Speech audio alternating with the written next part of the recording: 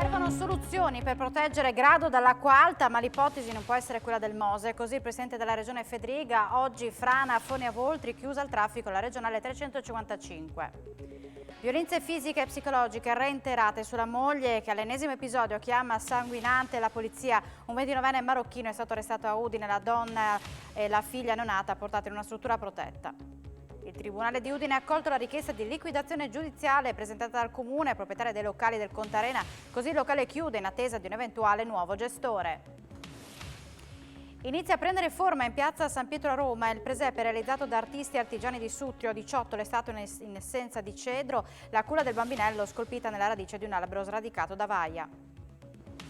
Per il ritorno della corsa per la solidarietà in presenza dopo la pandemia, Teleton Udine fa già registrare 530 squadre iscritte, si parte sabato 3 dicembre alle 15, si chiude alla stessa ora il giorno successivo.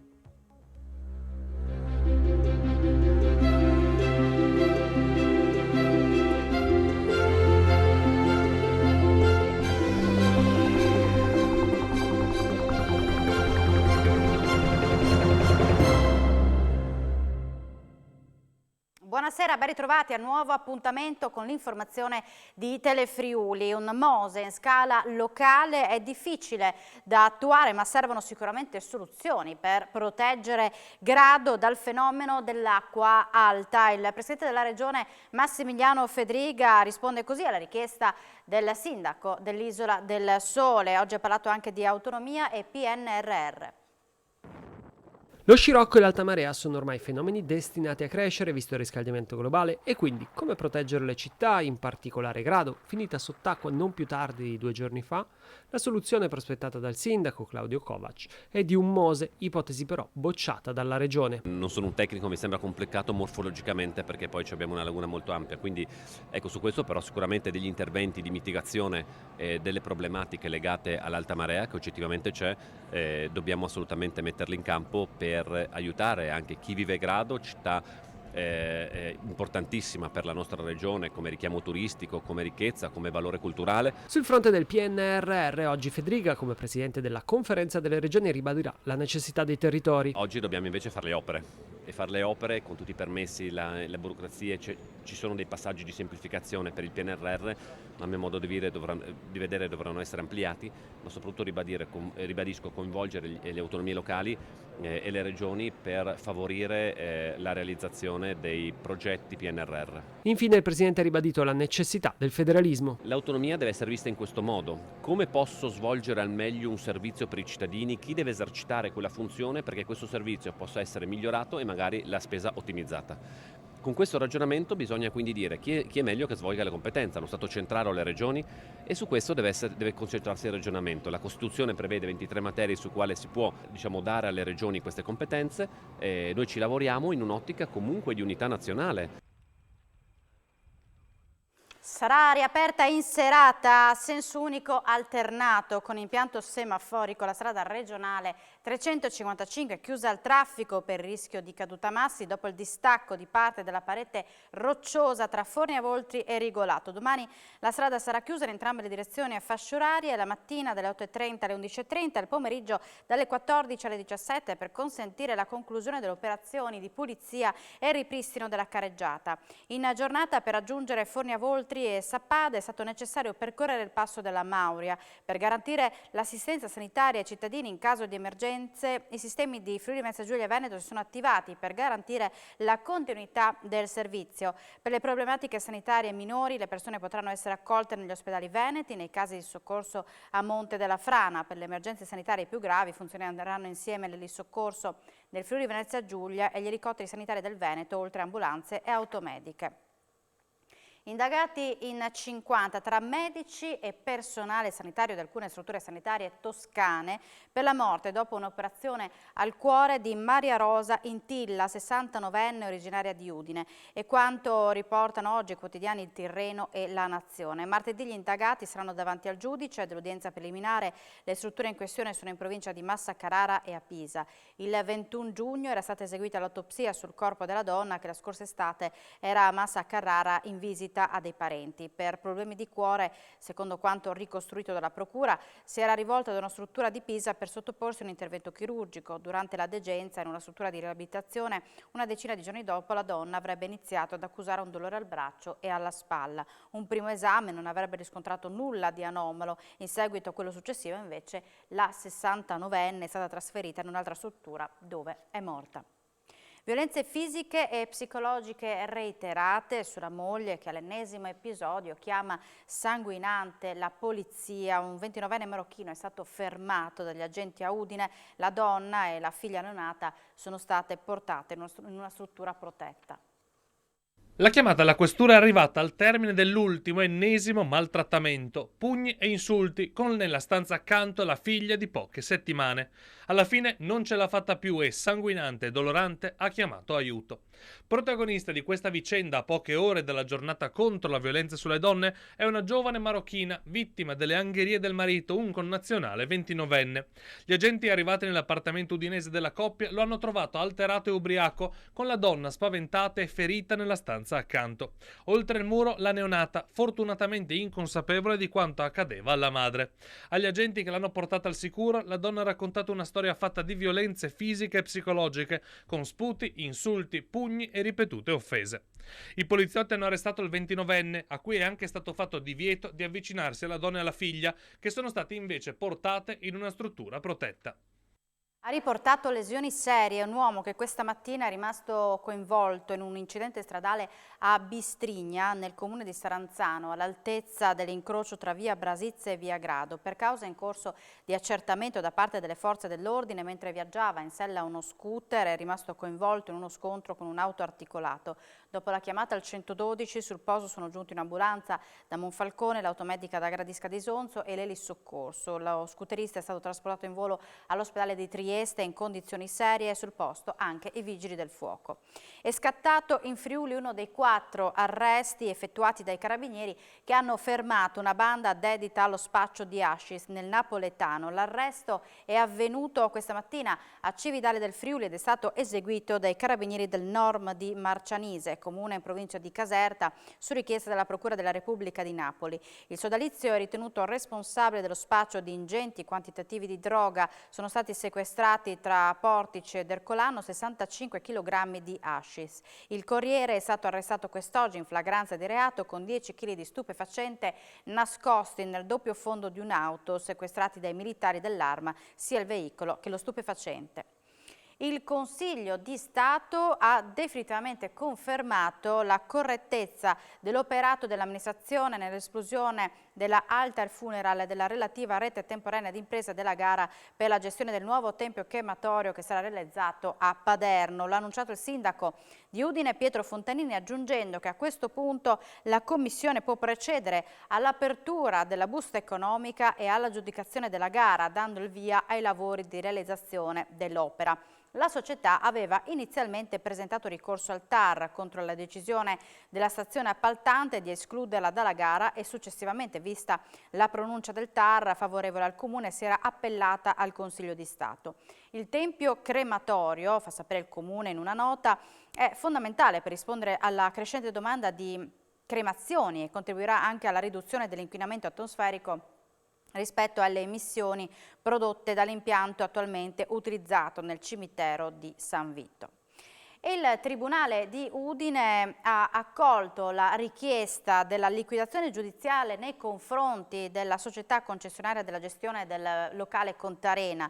Il locale storico di Udine dunque chiude in attesa di una nuova gestione. Il fatto che anche il pubblico ministero, commenta il sindaco Pietro Fontanini, abbia fatto richiesta di istanza di liquidazione giudiziale nei confronti della società a fronte di un debito verso il comune di oltre 430.000 euro e il fatto che anche il piano di rientro presentato dalla Spritz Time sia stato rigettato dallo stesso tribunale sulla base di vizi formali e sostanziali dimostra che avevamo visto giusto nel ritenere il nostro interlocutore come inadatto a rimanere sul mercato, conclude il sindaco. A rispondere all'amministrazione comunale di Udine Edoardo Leone, legale rappresentante della Spritz Time. Il locale rimarrà chiuso per diverso tempo e questo sarà un fallimento per l'intera città, oltre a un danno economico per le casse del comune di Udine, che a questo punto non potrà più compensare quanto dovrà pagare di danni nella causa civile. E ringraziamo tutti i nostri clienti, conclude Leone, che ci hanno sostenuto in questi quasi 5 anni. Prosegue fino a domani, fabbriche aperte, il progetto di Confindustria Udine è giunto alla sua 21esima edizione che offre la possibilità a studenti e insegnanti di conoscere più da vicino il mondo dell'impresa con visite agli stabilimenti di aziende del territorio, 19 quelle coinvolte che ospiteranno 450 ragazzi. Questa mattina un gruppo di studenti del Fermo Solari di Tolmezzo ha visitato la Fantoni di Osoppo. In occasione di fabbriche aperte, studenti del Solari di Tolmezzo sono oggi in visita alla Fantoni a Rivoli di Osoppo. È un momento molto importante per entrambi, anche per le aziende. Le aziende oggi sono molto attente a quella che è l'attività scolastica, la formazione dei ragazzi, perché il bisogno è aumentato nei confronti dei giovani che devono entrare in azienda. E quello di oggi è un po' la conclusione di un percorso che nasce con le scuole aperte, dove andiamo a spiegare ai ragazzi che cosa le aziende si aspettano da loro. C'è un percorso poi durante gli anni di formazione, di confronto continuo con la scuola, con i professori per vedere le materie didattiche e poi si arriva ad oggi, dove finalmente i ragazzi possono venire a vedere cosa fa l'azienda e cosa l'azienda chiede ai ragazzi e cosa può offrire a loro. Ecco, può essere utile per voi che insomma dovrete fare delle scelte per quanto riguarda il vostro futuro, la vostra occupazione, fare un percorso di questo tipo?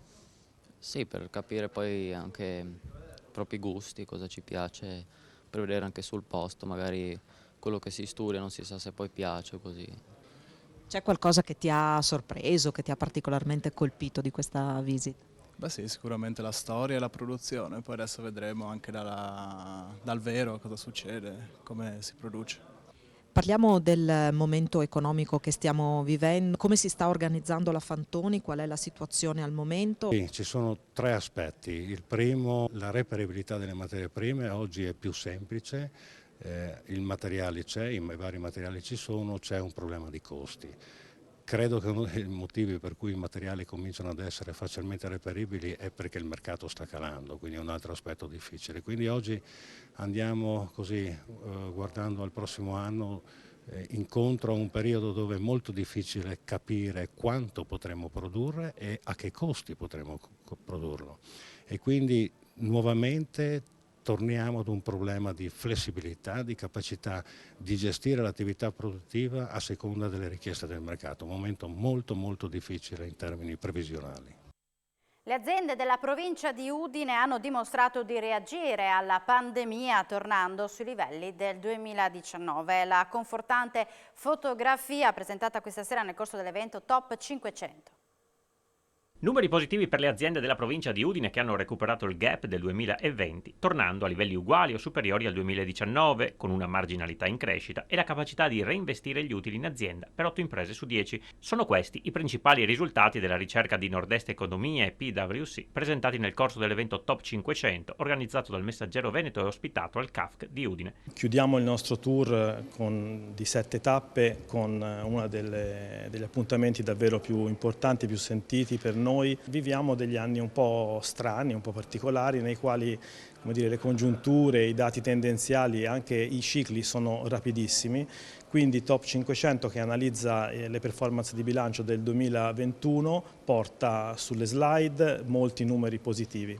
Al tempo stesso viviamo un 2022 che già ormai sta tramontando e si affaccia all'anno successivo, non mancano giuste, ovvie preoccupazioni. Nel corso della serata è stato fatto un quadro della situazione economica udinese con focus sulla finanza come leva per la creazione di valore e su alcuni casi aziendali. Le conclusioni sono state affidate al presidente di Confindustria Udine, Gianpietro Benedetti. Dovremmo imparare a fare più insieme, soprattutto le piccole aziende, anche le medie, mettersi insieme, fare delle sinergie per poter creare una massa export al di là dell'Europa, perché l'Europa entrerà in un periodo difficile per un paio di anni, poi può essere un anno, può essere 3, non so, nessuno lo sa, e quindi la capacità di esportare in India, in Cina, e nel Southeast Asia, negli Stati Uniti, è indispensabile e molte volte anche prodotti competitivi, prodotti di qualità hanno difficoltà a uscire dai confini europei. Nuovo pacchetto di emendamenti da 24 milioni alla legge finanziaria che arriverà a metà dicembre nell'aula del Consiglio regionale, spazio a infrastrutture ma anche a contributi per le famiglie. 24 milioni di euro da un lato per supportare i comuni con il PNRR e dall'altro per interventi infrastrutturali. La giunta regionale guidata da Massimiliano Fedriga e su proposta dell'assessore alle finanze Barbara Zilli ha approvato un pacchetto di emendamenti alla manovra di bilancio. Si tratta, spiega Zilli, di risorse e di misure con le quali vogliamo garantire la prosecuzione omogenea e complessiva dell'attività in tutti i settori fondamentali per la vita della comunità del Friuli Venezia Giulia. 9,2 milioni vanno in delegazione amministrativa FVG Strade per la sistemazione delle avviabilità sulla strada regionale 56 di Butrio e per la progettazione e realizzazione degli interventi sulla strada regionale 14 di Fiume Veneto. 150.000 euro sono destinati in accordo con la Polizia Stradale al tema della sicurezza. 3,5 milioni sono destinati per l'area della caserma Usoppo di Udine, dove nasceranno edifici della regione, 3,7 milioni per l'ambiente e 5 milioni assegnati ai comuni con meno di 15.000 abitanti che, ha spiegato Zilli, si trovano in difficoltà di cassa ed affrontare le grandi sfide progettuali ed esecutive del Piano Nazionale di ripresa e resilienza. Ai grandi eventi sono destinati 1,3 milioni, cui si aggiunge 1 milione per i giochi di EIOF. Infine l'ampliamento dei beneficiari della dote famiglia, che viene assicurata anche agli studenti del ciclo secondario di primo grado, oltre che del secondo grado, ha concluso Zilli. Ancora numeri record per i porti di Trieste e Monfalcone. Per il presidente Zeno D'Agostino risultano strategici i servizi. Tutto con segno più davanti. I dati dei traffici nei porti di Trieste e Monfalcone nel periodo gennaio-ottobre 2022 rispetto allo scorso anno registrano una crescita complessiva del più 4,33% a partire dallo scalo giuliano. Le crescite maggiori sono legate a Iteo più 16%, a Irorò più 7% e si sorride anche a Monfalcone con un più 5,7% e in particolare più 59% dei container e 17% della movimentazione ferroviaria. Nessun segreto però particolare per questi nuovi dati positivi. Vinciamo perché abbiamo dato un'organizzazione diversa al porto. L'infrastruttura fondamentalmente, insomma, a parte la piattaforma logistica non ci sono grandi infrastrutture in aggiunta a quello che c'era già prima.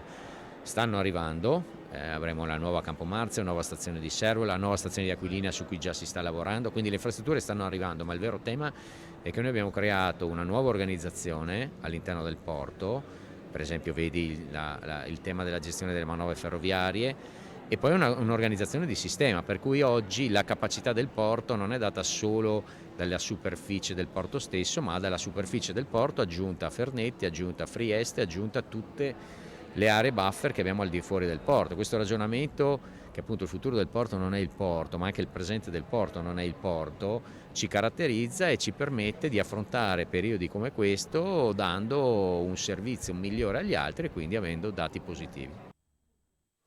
Torniamo a Udine e parliamo di uno degli artigiani più longevi che lavora ancora. È il caso di Onelio Chittaro, 75 anni, apprezzato calzolaio che oggi ha ricevuto il sigillo della città nelle mani del sindaco Fontanini. Le mani di Onelio Chittaro da oltre 50 anni hanno un rapporto speciale con tutto quello che è cuoio, in particolare con tutto quello che sono calzature. Mani sapienti e abili che hanno riparato scarpe a migliaia di udinesi e non. Sono andato a imparare al Nico di Moruzzo, un calzolaio lì. Poi un amico di mio papà che faceva il calzolaio, aveva mollato e mi ha portato a Udine, che c'era una bottega che un signore aveva chiuso la bottega, ha detto perché non la apri tu, che sai a Udine che c'è bisogno, ma quella volta a Udine c'erano tantissimi calzolai. A volte era proprio non so come mai erano tanti calzolai e poche scarpe, non riesco a concepire. Adesso sono tante scarpe e pochi calzolai. Ma lei quando pensa di tornare a casa e rilassarsi un po'? Ma no, per me mi rilasso più sul lavoro. Per questi motivi a questo signore che oggi ha 75 anni è stato consegnato il sigillo della città di Udine dalle mani del sindaco Pietro Fontanini, un riconoscimento che negli ultimi 4 anni è andato solo ad una decina di persone. Sono riconoscimenti che diamo a quelle persone che da tanti anni svolgono attività qui in città. Il signor Onelio è da anni che lui fa il calzolaio, ha incontrato tantissimi clienti, in particolare della città di Udine, che sono rivolti a lui per la sua alta professionalità nel settore delle calzature, delle scarpe, ma anche delle borse, delle cinture, tutto il materiale insomma, che ha a che fare con il cuoio. Onelio è affezionatissimo al suo lavoro e al suo laboratorio operativo in via Mazzini, mandato avanti dal figlio Massimo, ma lui, Onelio, che ha mosso i suoi primi passi da artigiano a Amorzzo e quando c'erano più calzolei che scarpe, non ha nessuna intenzione di mollare. Inizia a prendere forma in piazza San Pietro a Roma il presepe realizzato da artisti e artigiani di Sutrio. Sarà inaugurato sabato 3 dicembre. Sono al lavoro da lunedì nella capitale scultori, operai, rappresentanti della Proloco, partiti da Sutrio alla volta di Roma per l'allestimento del presepe che farà bella mostra di sé in piazza San Pietro. Una natività che profumerà di cedro e che è stata concepita dagli artigiani del legno di questa terra con grande attenzione ai valori della sostenibilità e del rispetto dell'ambiente. Nessun albero è stato abbattuto per fornire la materia prima. Dal Vaticano arrivano solo pochissime immagini perché nessuno vuole rovinare la sorpresa fino al pomeriggio di sabato 3 dicembre, quando il presepe verrà inaugurato assieme all'albero di Natale donato dal borgo abruzzese di Rosello. Sono arrivati nella piazza i camion con tutto il materiale necessario che è stato scaricato. Martedì uno stop a causa del maltempo, ma per il resto si procede spediti. Le prove generali dell'allestimento sono state fatte a Sutrio. Sulla base di quelle ora si lavora in Vaticano. L'obiettivo è di avere il presepe pronto per sabato per procedere poi con le prove luci.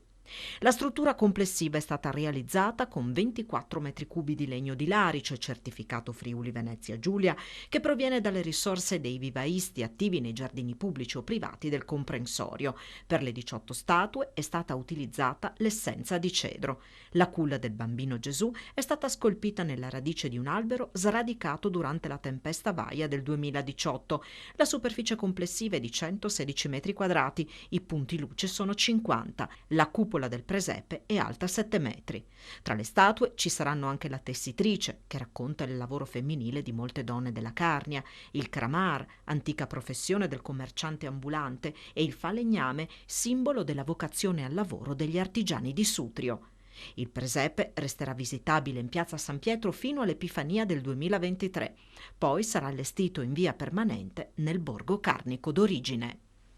Domani si terrà la cerimonia di accensione dei 2 alberi di Natale donati alla città di Udine dal comune di Paolaro. Si partirà alle 18 con l'accensione dell'albero di Via Lonello davanti a Palazzo d'Aronco per proseguire poi con l'illuminazione del secondo albero posizionato in piazza Duomo. Saranno presenti il sindaco Fontanini, l'assessore regionale alle attività produttive e turismo Sergio Midiobini, il sindaco di Paolaro Clama e l'assessore alle attività produttive e turismo di Udine Franz. Intanto in piazza Libertà prende forma una nuova installazione natalizia, una grande stella cometa che da domani illuminerà la loggia di Lonello per tutte le festività natalizie assieme al resto delle luminarie presenti in tutte le vie della città. Sostenibilità e cura dell'ambiente, queste le 2 parole chiave del Natale a Cividale del Friuli. Gli elementi luminosi che venivano appesi in città durante le festività saranno sostituiti da un nuovo allestimento aereo senza luci, saranno posizionati abeti con lucette bianche a batteria all'esterno delle attività. Confcommercio ha optato per un tema ambientale per addobbare le vie e le piazze di Cividale più attento alla situazione di emergenza energetica che stiamo vivendo, ha spiegato il sindaco Daniela Bernardi, che sottolinea che quest'anno gli alberi manterranno le radici e questo permetterà di ripiantarli. Con idea semplice e artigianale il comune di Pradamano è riuscito a risparmiare circa 12.000 euro al mese delle bollette di energia elettrica, a dirlo il sindaco Enrico Mossenta, che parla di emorragia finanziaria arrestata. 1 sì, 2 no, lampioni accesi in maniera semi-alternata a Pradamano. Le bollette erano schizzate da 7 a 15.000 euro con esborsi di 40.000 euro in 3 mesi. Per frenare questo dissanguamento finanziario, il comune di Pradamano ha quindi adottato la soluzione artigianale che ha permesso risparmio di circa 12.000 euro al mese e lo spegnimento di 2/3 delle lampadine pubbliche. La fattura del mese di ottobre dà un significato molto positivo rispetto ai 7.000 euro dello scorso anno. Quest'anno la bolletta è di soli 9.000 euro. Potremmo dire, e speriamo sia così anche per i prossimi mesi, che l'emorragia di soldi, l'emorragia di costi aggiuntivi si sia frenata e quello che abbiamo messo in campo sia qualcosa di utile. E questo grazie sicuramente all'elettricista del comune di Pradamano che manualmente ha svolto questo servizio, che non è un sistema automatico, e anche grazie a quella che è stata la comprensione dei cittadini e delle imprese di fronte a quello che è sicuramente un disagio che abbiamo arrecato. Il contrasto costo al caro energia inoltre ha portato l'amministrazione di Pradamano a compiere altre rinunce. Lasceremo accesi solamente gli alberi di Natale, i 3 alberi di Natale che vengono messi nelle piazze di Pradamano e Lovaria e uno in prossimità delle scuole, e rimarranno accesi fino a mezzanotte, e quindi non ci saranno altre luci lungo le vie del paese, forse la scritta con buone feste, ma tutte le altre luci per quest'anno saranno sospese proprio per mantenere quell'attenzione a quello che è il caro bollette. Aprirà ufficialmente domani, resterà aperta fino al 10 aprile la mostra Banksy The Great Communicator ospitata al Salone degli Incanti di Trieste. 60 opere suddivise in 5 sale per raccontare Banksy. Il Salone degli Incanti ospiterà fino al 10 aprile la mostra del celebre artista che con i suoi murales ha aperto molti fronti di discussione sia sul capitalismo ma anche sulla guerra e sulle proteste. L'evento è ospitato al Salone degli Incanti a Trieste ed è organizzato dal Comune con Made in Art, Discover Trieste, la Regione e Promoturismo FVG. Il presidente Massimiliano Federiga sottolinea come i messaggi lanciati da Banksy con le proprie opere sono provocatori e a volte controversi ma fanno sicuramente riflettere. Questa è la forza dell'arte. Soddisfatto per la mostra anche l'assessore al turismo Sergio Emilio Bini. Che oggi a Trieste, in Friuli Venezia Giulia, inauguriamo la più grande mostra mai tenuta al mondo di questo eclettico, meraviglioso artista contemporaneo. Insomma, questo fa parte di un palinsesto di eventi, di grandi eventi che abbiamo voluto come Regione Friuli Venezia Giulia, al fine di alzare l'asticella della competitività, io ho sempre detto, e soprattutto per poter attrarre nella nostra regione tantissimi turisti. La mostra apre tutti i giorni alle 9 e dal lunedì al giovedì chiude alle 20, mentre venerdì e domenica alle 21 e il sabato alle 22. L'ingresso è di 14 euro a prezzo pieno, 11 e 7 euro ridotti, mentre se si dorme negli hotel convenzionati del territorio per più di 2 notti si può chiedere la FVG Car che comprende il biglietto gratuito per la mostra di Banksy. Anteprima della mostra immersiva su Gustav Klimt oggi al Tiare Shopping di Villesse. La magia di Gustav Klimt è pronta ad ammaliare i visitatori dell'Emotion Hall del Tiare Shopping di Villesse. Dal 26 novembre al 30 aprile 2023 sarà visibile la sinfonia di arte immersiva realizzata dal regista Stefano Feik. Siamo partiti da una frase di Gustav Klimt che diceva: se volete scoprire tutto di me dovete guardare i miei quadri. Abbiamo fatto un'esplosione sensoriale dei suoi grandi temi, quindi abbiamo l'oro, abbiamo i colori, abbiamo la musica del suo tempo, il motivo per cui noi la chiamiamo sinfonia di arte immersiva, perché c'è Mozart, c'è Beethoven, c'è Mahler. Queste musiche ci accompagnano nel suo tempo per scoprire con i linguaggi e le tecnologie contemporanee un autore del passato. Oggi l'anteprima della mostra, supportata dalla consulenza strategica della Civita Cultura Holding, a cui hanno partecipato le istituzioni locali e non solo. Gustav Klimt è un artista che è molto nelle corde di questo territorio, intanto perché ha una cultura austro-ungarica, quindi è facilmente comprensibile già nelle culture dei nostri corregionali. Siamo in chiusura, subito dopo la pubblicità tutte le notizie sportive. Grazie per l'attenzione, buona serata con Telefriuli.